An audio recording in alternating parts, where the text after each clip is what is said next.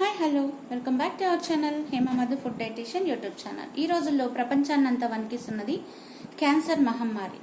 ఈ పదం వింటేనే చాలా మందికి భయం. ఎందుకు అంటారా, మనం వాడే పదార్థాలలోనే మన శరీరంలో క్యాన్సర్ కణాలు ఉత్పత్తి అవడానికి మనమే తయారు చేసుకుంటున్నాం.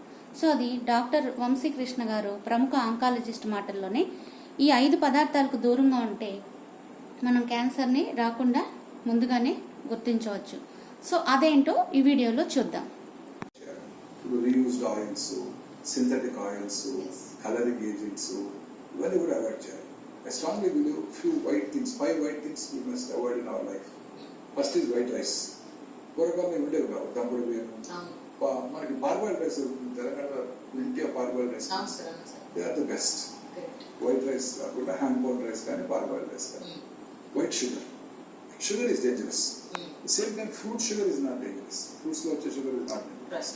అలాగే raw sugar, natural sugar, brown sugar అవి తీసుకోవచ్చు. అవి కూడా moderation. Carbohydrates constitute 50% of our energy requirement. White sugar, white salt ఊబకాయానికి, హైపర్ టెన్షన్కి అన్నిటికీ వైట్ సాల్ట్ కారణం అవుతుంది. తర్వాత వైట్ మైదా. ఈ ప్రాసెస్ మైదా ఎలా ప్రాసెస్ చేస్తారో తెలుసా?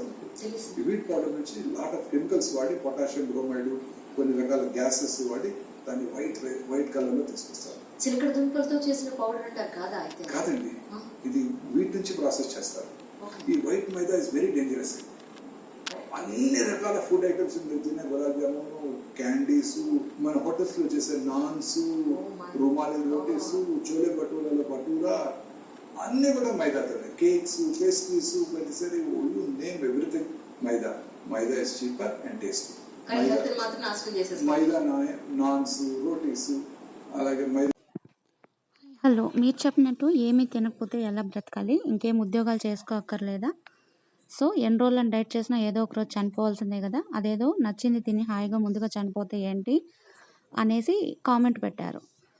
చనిపోవచ్చండి, ఏం ప్రాబ్లం లేదు. నేను ఒక ఎగ్జాంపుల్ చెప్తాను. ఒక ఆమెకి 32 years, ఎర్లీగా ఆమెకి ఏంటంటే సర్వికల్ క్యాన్సర్ అన్నది అటాక్ అయింది. సో ఆమెకి 2 చిన్న పిల్లలు. ఆమె లవ్ మ్యారేజ్ చేసుకున్నందువల్ల ఎలాంటి సపోర్ట్ లేదు ఆ పిల్లలు చూసుకోవడానికి, కానీ ఇటు సైడ్ నుంచి కానీ అటు సైడ్ నుంచి కానీ. సో ఈమె ఇప్పుడు చనిపోతే ఆ ఫాదర్ అన్న అతను అంత చిన్న పిల్లల్ని మేనేజ్ చేయగలడా? అలాగే సంపాదించగలడా? చదివించగలడా? ఎవరు చూసుకుంటారు పిల్లల్ని? మీరు అన్నట్టు నచ్చింది తిని చనిపోవచ్చు. ఇప్పుడు వాళ్ళ పరిస్థితి ఏంటి? సో మనం చనిపోవాలనుకున్నప్పుడు మనం సింగిల్గా ఉన్నట్టయితే హ్యాపీ అండి, మీరు చెప్పినట్టు తినచ్చు, చనిపోవచ్చు, ఎంజాయ్ చేయొచ్చు.